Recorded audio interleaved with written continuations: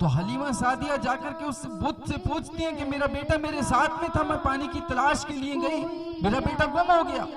جیسے ہی وہ بت اتنی بات سنتا ہے، فوراً ہی وہ بت زمین پر منہ کی بل گر جاتا ہے اور گر کے پکارتا ہے کہ وہ انسان، وہ شخصیت کہاں بھٹک سکتی ہے جو بھٹکے ہوں کو راستے پر لانے کے لیے اتارا گیا ہو، جس شخصیت کو، وہ شخصیت کہاں بھٹک سکتی ہے جو زمانے کو اندھیرے سے نور کی طرف لے جانے کے لیے اتاری گئی ہو۔ اتنا جیسے ہی حلیمہ سعدیہ رضی اللہ تعالی عنہا سنتی ہیں، آپ کو اور مزید گھبراہٹ ہو جاتی ہے۔ ہیلو گائز، السلام علیکم ورحمۃ اللہ تعالی وبرکاتہ۔ میں آپ کا بھائی محمد فرمان رضا قادری بدنج شریف سے حاضر ہوں۔ آج ایک اور سیرت مصطفیٰ کا واقعہ بچپن کا لے کر کے آپ لوگوں کی خدمت میں، چونکہ حضرت محترم اس بیان میں مکمل طور پر تو میں بیان نہیں کر سکا وقت کی وجہ سے، اور مجھے ڈر ہے شاید اس میں بھی نہیں ہو پائے بیان، لیکن کوشش کروں گا آج دوسرا اور آخری بھاگ آپ لوگوں کو دینے کی، یہ حضور کے بچپن کا۔ انشاءاللہ عز و جل آگے اور بھی بیان ملتے رہیں گے سیرت مصطفیٰ کے تعلق سے ہم لوگوں کو۔ آج اس بیان میں ہم لوگ جانیں گے حضرت حلیمہ سعدیہ کے گھر آقا کیسے پہنچے، اور وہاں سے لے کر کے آپ کے دادا کے وصال ظاہری کے وقت تلک کے تمام واقعات پر مختصر نظر ڈالنے کی کوشش کریں گے۔ بس آپ لوگوں سے گزارش ہے، پلیز جو لوگ چینل پر نئے ہیں چینل کو سبسکرائب کر لیں تاکہ ہر آنے والی ویڈیو کی نوٹیفیکیشن آپ کو صحیح وقت پر ملتی رہے۔ اور میرے بھائیوں، دین کی بات کے لیے بڑے افسوس کی بات ہے، بہت ہی زیادہ افسوس کی بات کہ دین کے کام کے لیے آپ لوگوں کو مجھے اتنی گزارش کرنے کی ضرورت پڑتی ہے، وہ بھی آپ بھی مسلمان اور میں بھی مسلمان۔ اس کے بعد زیادہ سے زیادہ لوگوں تک شیئر کریں، اور اگر واقعہ سمجھ میں آ جائے تو ایک لائک سے ضرور نواز دینا۔ میں بیان شروع کرتا ہوں۔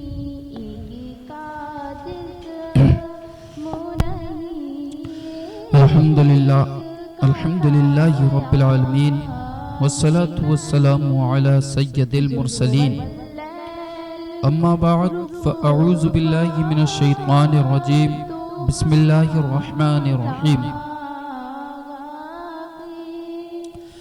قد جاءکم من اللہ نور و کتاب مبین، صدق اللہ العظیم۔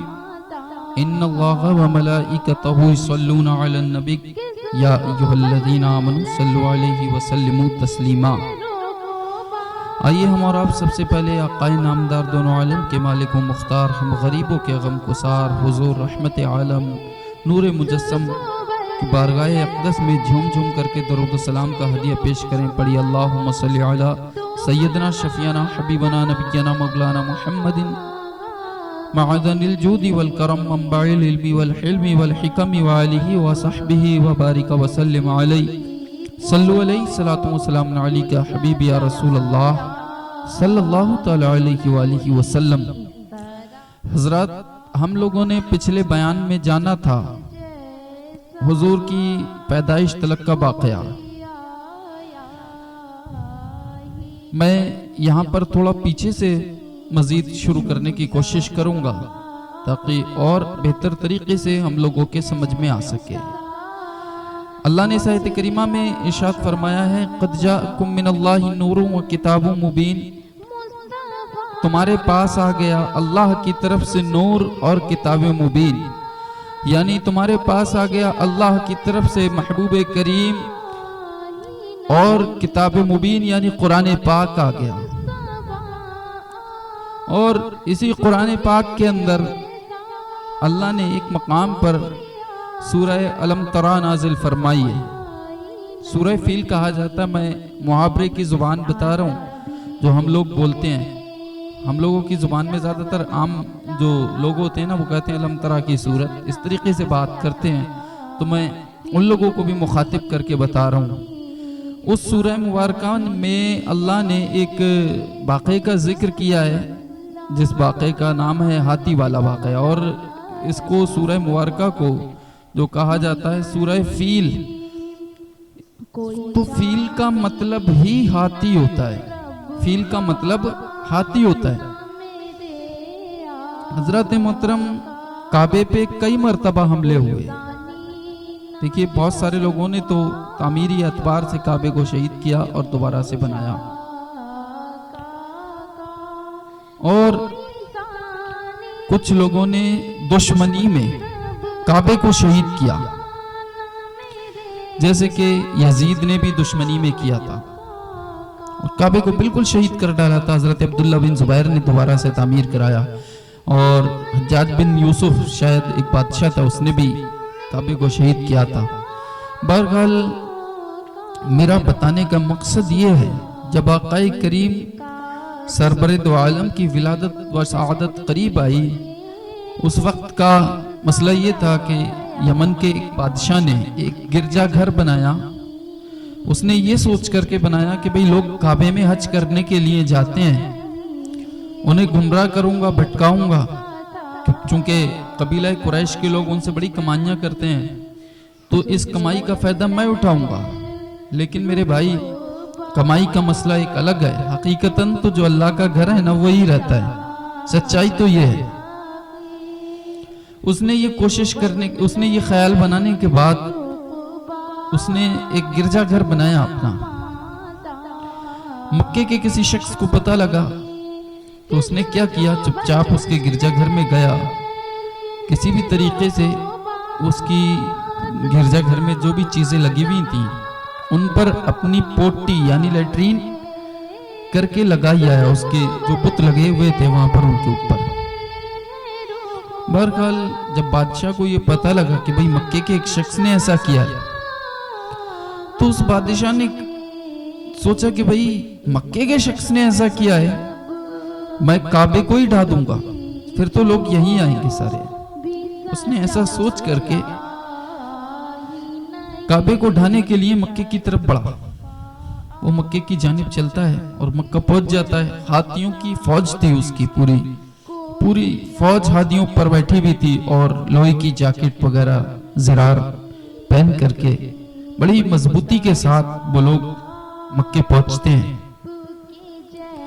اور مکے کے قریب میں انہوں نے ایک اپنا قیام گاہ بنا لیا، وہاں پر رک گئے وہ لوگ۔ اور اسی بیچ میں انہوں نے حضرت عبد المطلب کے 200 اونٹ گرفتار کرا لیے۔ حضرت عبد المطلب نے کہا اچھا بھئی میرے 200 اونٹ گرفتار کرائیں اس نے، تو میں جاتا ہوں۔ آپ نے جا کر کے اس بادشاہ سے کہا کہ بھئی آپ میرے 200 اونٹ جو لیے نا وہ واپس کر دیں۔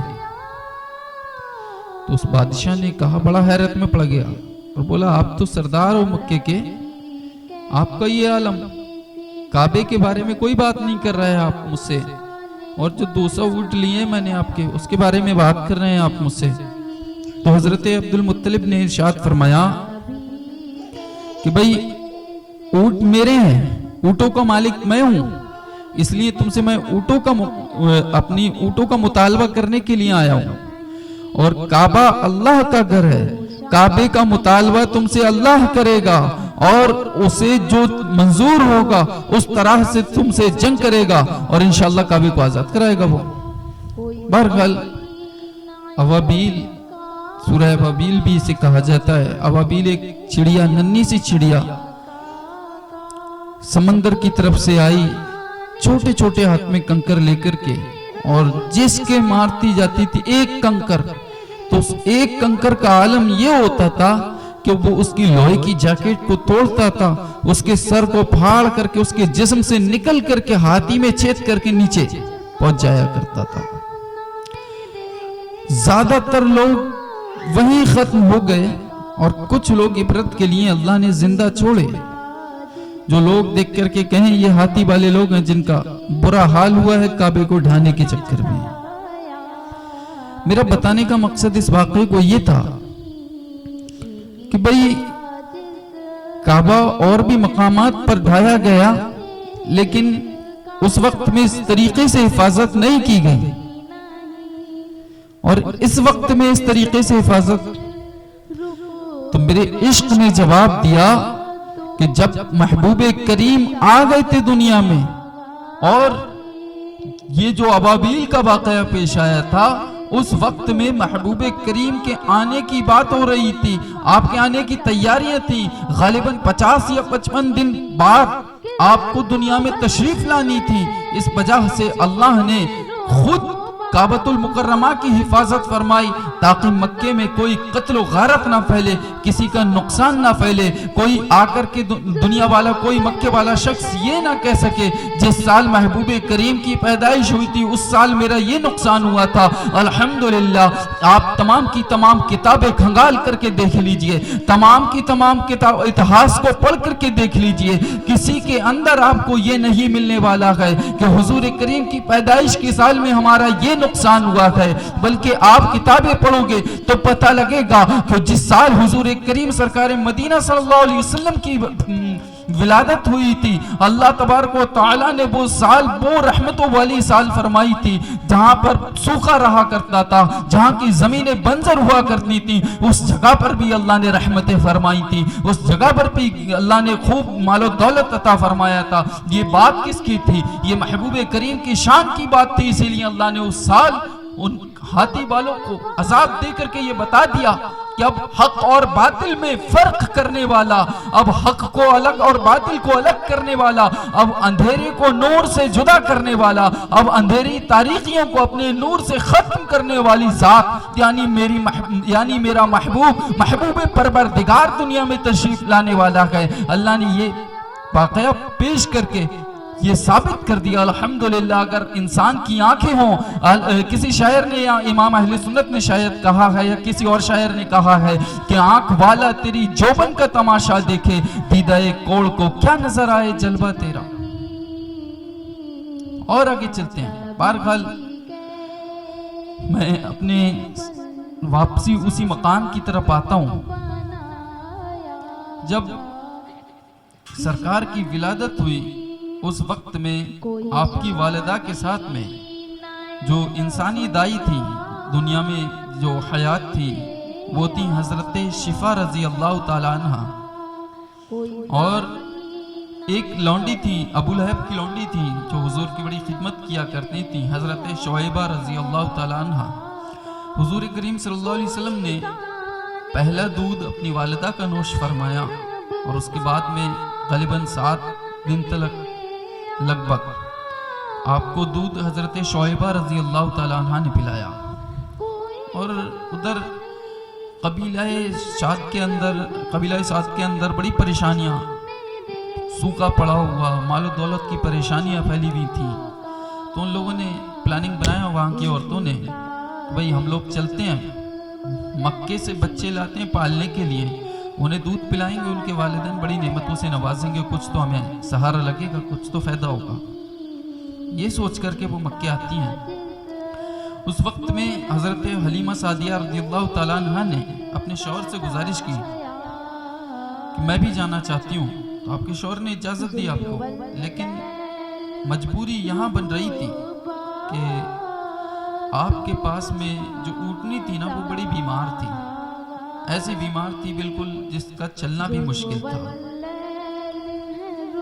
تو حلیمہ سعدیہ رضی اللہ تعالیٰ عنہ قافلے کے ساتھ تو چلی لیکن قافلے کے ساتھ مکے پہنچ نہ سکی، اور ادھر قافلے والوں نے مکے میں پہنچ کر کے جو رئیس و قویر لوگ تھے ان کے بچوں کو لے لیا سب نے، اور حضور کریم سرکار مدینہ صلی اللہ علیہ وسلم کے بارے میں جب سنتے تھے نا کہ یہ یتیم ہے، ان کے والد محترم نہیں ہیں، تو لوگ چھوڑ جایا کرتے تھے یہ سن کر کے کہ بھئی ان کی طرف سے ہمیں مال و دولت شاید نہ ملے، اس خیال سے وہ چھوڑ جایا کرتے تھے۔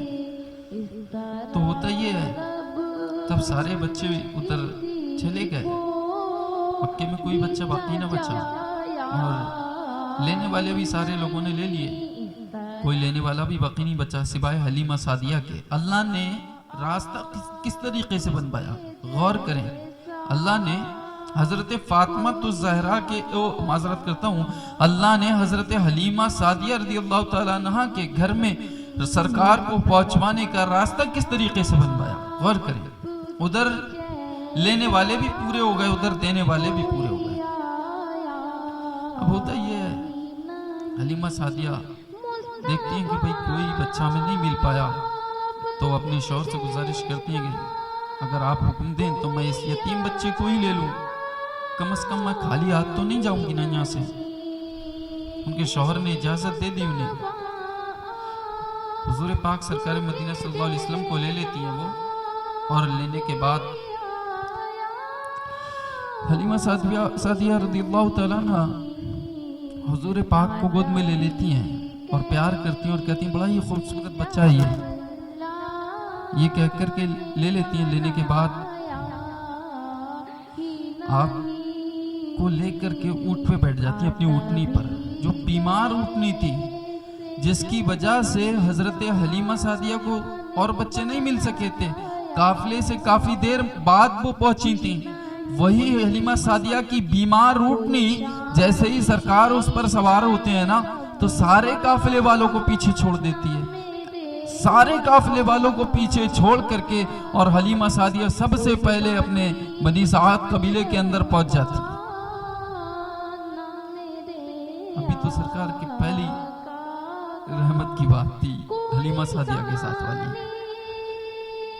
ہوتا یہ ہے کہ جب سرکار گھر پہنچ جاتے ہیں، آپ کی والدہ آپ کو دودھ پلانے کی کوشش کرتی ہیں، مثلا عورتوں کی عادت ہوتی ہے بھائی کبھی ایک طرف سے پلانا کبھی دوسری طرف سے پلانا، تو جو سرکار کا اصول تھا ہمیشہ داہنی جانب سے سیدھی طرف سے آپ دودھ پیا کرتے تھے اور دوسری طرف سے آپ کو پلانے کی کوشش کرتی تھیں، کبھی نہیں پیا کرتے تھے، چونکہ آپ کے پاس بھی ایک بچہ تھا، ایک بیٹا تھا، اس وجہ سے یعنی ابھی سرکار کی عمر قریباً 7-8 دن کی ہے اور اصول ابھی سے قائم کرنا شروع کر دیے، کوئی کسی کے حق کو نہیں مار سکتا۔ جو سرکار جو محبوب بچپن کے وقت میں اپنے طریقوں سے دنیا والوں کو بتا دے کہ کسی کے حق نہیں مارنا چاہیے، میں بچپن میں ہونے کے باوجود اپنے رضائی بھائی کے حق کا دودھ نہیں پیا کرتا تھا، تو اس کی امتی کہلانے والے مسلمان شخص کیسے مسلمان ہوں گے جو لوگوں کے حق مار دیتے ہیں؟ بغیر بات کے لوگوں کے حق تو چھوڑ دیجیے گا، بلکہ لوگوں سے لے کر کے پیسے، ان کے پیسے بھی واپس نہیں دیتے ہیں، اور بھی مزید پتہ نہیں کتنے طریقوں سے لوگوں کے حق مارتے ہیں اور دعویٰ کرتے ہیں مسلمان ہونے کا۔ یہ کیسا دعویٰ ہے؟ غور کرنا چاہیے۔ ہمارے نبی نے ہمیں بچپن میں سکھایا کہ حق کسی کا نہیں مارنا چاہیے، اور ہم بڑے ہو کر کے حق مارتے ہیں اور دعویٰ بھی کرتے ہیں ہم مسلمان ہونے کا۔ پھر کیسے مسلمان ہیں؟ اور آگے چلتے پھر حضرت حلیمہ سعدیہ کی جو بیمار بکری وغیرہ کمزور تھی نا، سرکار کے جاتے ہی ساری بکریاں تندرست ہونے لگیں اور بہترین دودھ دینے لگیں، باقی قبیلے والوں کی بکریوں سے زیادہ آپ کی بکریاں دودھ دینے لگیں۔ تو قبیلے والوں نے دیکھا کہ بھئی اس بچے کے آنے کی برکتوں سے حلیمہ سعدیہ جو کل تلک جن کی بکریاں تھوڑا دودھ نہیں دے پاتی تھیں، آج بھر بھر کے دودھ دے رہی ہیں، اس بچے کا ہاتھ ہم بھی رکھوائیں۔ تو جو شخص اپنے بکری کے اوپر، اپنے جانور کے اوپر سرکار کا ہاتھ رکھوا لیا کرتا تھا نا، اللہ تبارک و تعالیٰ اس جانور کو سیراب کر دیا کرتا تھا، ایسا کہ جس سے ہزاروں سیراب ہو جائیں۔ مطلب میرا بتانے کا طریقہ یہ ہے، بہرحال اسے اتنا بہترین جانور بنا دیا کرتا تھا کہ بھرپور دودھ دے۔ بات آگے بڑھتی ہے، حضور سرکار مدینہ صلی اللہ علیہ وسلم حضرت حلیمہ سعدیہ کے بچوں کے ساتھ میں اپنی رضائی بہن بھائیوں کے ساتھ بکریوں کو چرانے جایا کرتے تھے۔ ایک دن دیکھتے کیا ہے کہ دو انسانی شکل میں فرشتے ہیں۔ یہ فرشتے اس وقت میں لوگوں کو نہیں پتا تھا کہ یہ فرشتے ہیں یا کون ہیں۔ بہرحال دو انسانی شکل میں انسان آتے ہیں، انسانی شکل میں لوگ آتے ہیں، آنے کے بعد سرکار کو اٹھا کر کے ایک پہاڑی پر لے جاتے ہیں اور لے جانے کے بعد آپ کے سینے کو چاک کرتے ہیں اور اس میں سے دل نکالتے ہیں باہر، جس سے سونے کی تشتری کے اندر رکھتے ہیں دل کو، اور زمزم کے پانی سے دھو کر کے واپس سینے میں لگا کر کے اور پھر ویسا ہی کر کے چلے جاتے ہیں۔ ادھر آپ کے رضائی بھائی جو تھے وہ یہ مسئلہ دیکھ رہے تھے سینہ چاک کرنے کا، تو انہوں نے اپنے گھر پہ جا کر کے اپنی امی سے کہا، امی آج تو غضب ہو گیا، آج بھائی محمد کا قتل ہو گیا.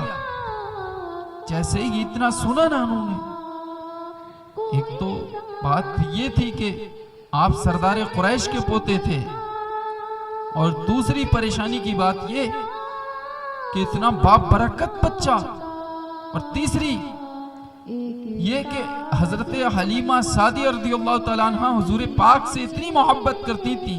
مدت تو دودھ پلانے کی 2 سال کی ہوا کرتی ہے، آپ 2 سال کے بعد میں حضرت آمنہ رضی اللہ تعالیٰ عنہ کے پاس میں لے جاتی ہیں سرکار کو، اور لے جانے کے بعد کہتی ہیں یہاں پر مکے کے اندر ابھی بیماریوں کی وبا پھیلی ہے، اگر آپ اجازت دیں تو تھوڑے دن کے لیے میں بچے کو اور نہ لے جاؤں، تھوڑے دن کے لیے بچے کو اور نہ لے جاؤں تاکہ اسے تازی ہوا ملتی رہے اور بیماریوں سے محفوظ رہے. حقیقتاً تو ان کا دل ہی نہیں کر رہا تھا سرکار کو اپنے آپ سے جدا کرنے کا. وہ حلیمہ سعدیہ گھبرا گئیں، اتنی محبت تھی ان سے، سرکار سے گھبرا گئیں کہ کیا ہوا میرے بیٹے محمد کو. جا کر کے دیکھتی ہیں تو سرکار کا چہرہ جو ہے اس وقت میں کچھ پیلا پیلا سا نظر آ رہا تھا اور گھبراہٹ تھی. انہوں نے دیکھا تو انہوں نے پورا ماجرا بتایا، اور ادھر جو ہے حضرت حلیمہ سعدیہ کو 2 یہودی عالم ملتے ہیں. جب سرکار ساتھ میں ہوتے ہیں وہ یہودی عالم جو ہیں سرکار کا نقش پا دیکھتے ہیں، سرکار کو دیکھتے ہیں پوری طریقے سے، اور دیکھنے کے بعد کہتے ہیں اے حلیمہ، معذرت کے ساتھ یہودی عالم نہیں تھے، وہ عیسائی عالم تھے. وہ عیسائی عالم کہتے ہیں اے حلیمہ، اپنے بچے کا اس کا دھیان رکھنا، اس کے اندر وہ تمام نشانیاں موجود ہیں جو انجیل اور توریت کے اندر آخری نبی کی نشانیاں بتائی گئی ہیں. وہ تمام نشانیاں اس کے اندر موجود ہیں. بہرحال ہوتا یہ ہے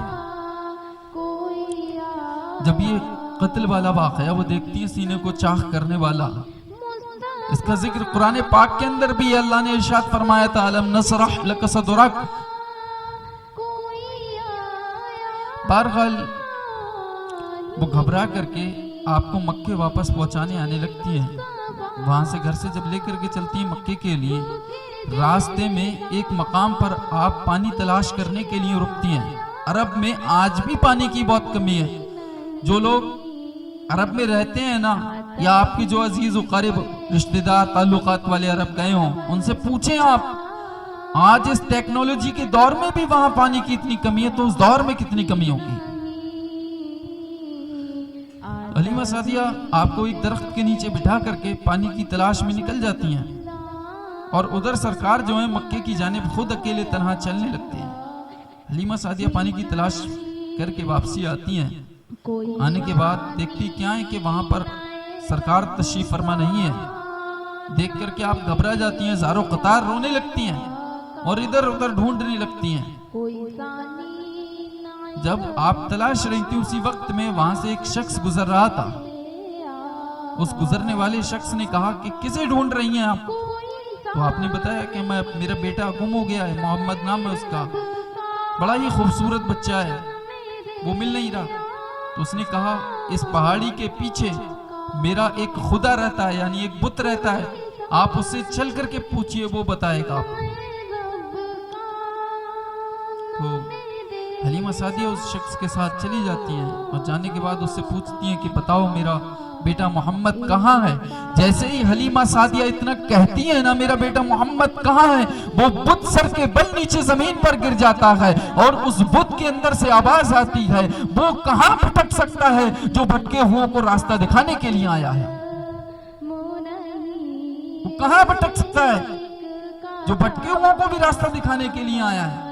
جیسی حلیمہ سعدیہ اتنا سنتی ہے نا تو اور گھبراہٹ ہو جاتی ہے، اور اسی گھبراہٹ کے ساتھ مکے کی جانب آپ چلنے لگتی ہیں. اور ادھر ابو جہل کو، جو ابو الحکم نام تھا، ویسے اس کا ابو جہل سرکار نے اس کو کہا ہے تو اس کا وہی نام ہو گیا ہے. بہرحال اس کو سرکار ملتے ہیں تو سرکار کو یہ دیکھ کر کے پہچان جاتا ہے اور اپنی اونٹنی پر بٹھاتا ہے.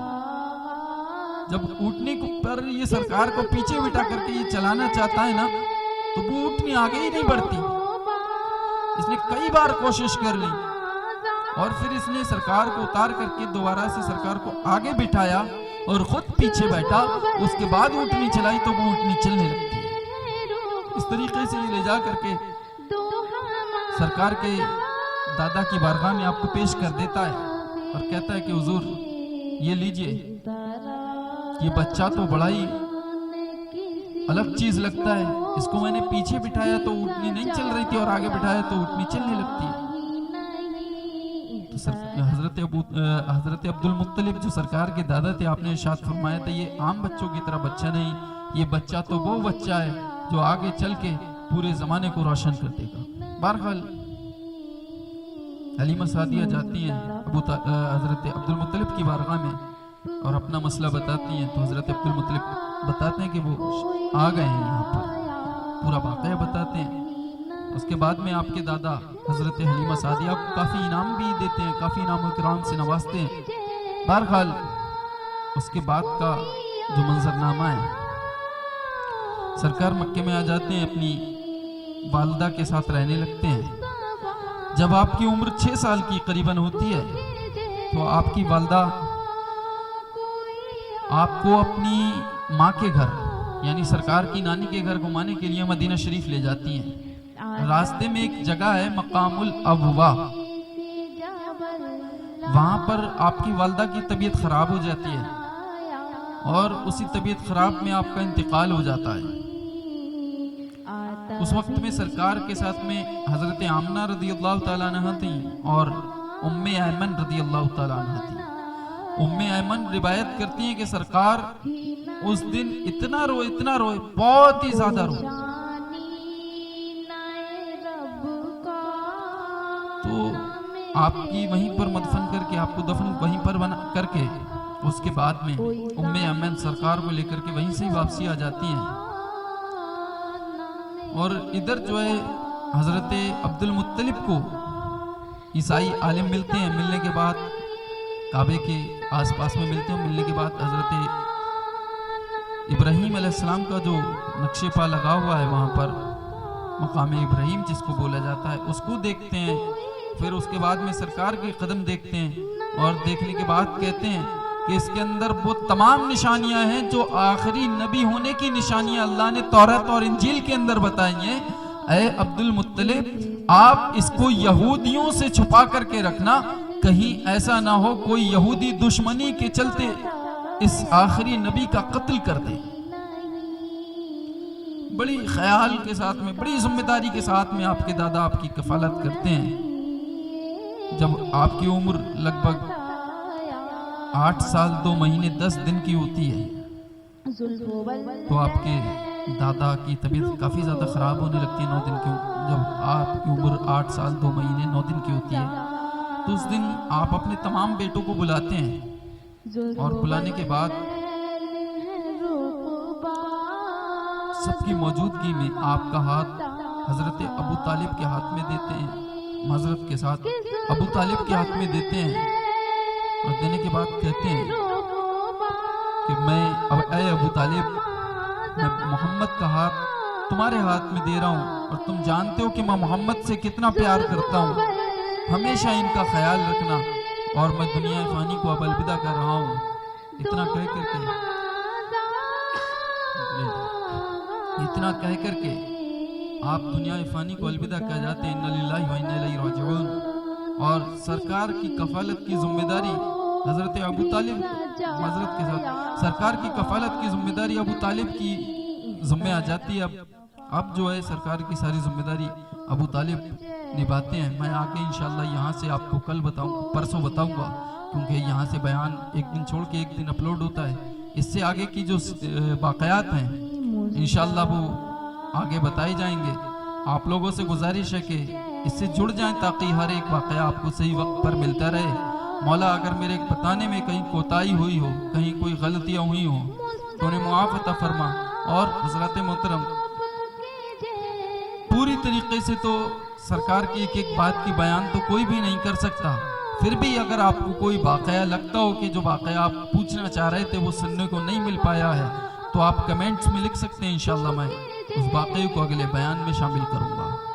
استغفر اللہ ربی من کل ذنب و اتوب الیہ. مولا تمام امت کو حضور کریم صلی اللہ علیہ وسلم کے فیض سے مالا مال فرما مولا، تمام پر حضور کا کرم بنائے رکھ مولا، تمام کو حضور کریم کا صدقہ عطا فرما مولا، تمام پر رحمت عطا فرما، تمام کو سچی توبہ کرنے کی توفیق و رفیق عطا فرما، تمام کو اطیع اللہ و رسول پر عمل کرنے کی توفیق و رفیق عطا فرما۔